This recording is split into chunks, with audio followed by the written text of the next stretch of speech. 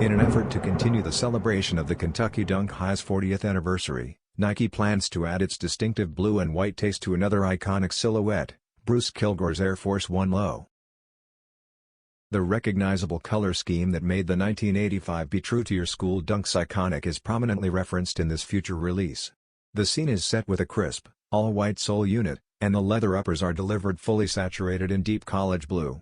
Fans are given a new yet recognizable appearance with the design's ties to the original Dunk inspiration through contrasting white swoosh overlays and branding elements. The Air Force 1, a model that has stood shoulder to shoulder with the Dunk in terms of cultural impact and design history, serves as a fitting tribute to Peter Moore's original idea. This fall 2025, Nike.com and a few other stores will host the release of the Nike Air Force 1 Low College Blue.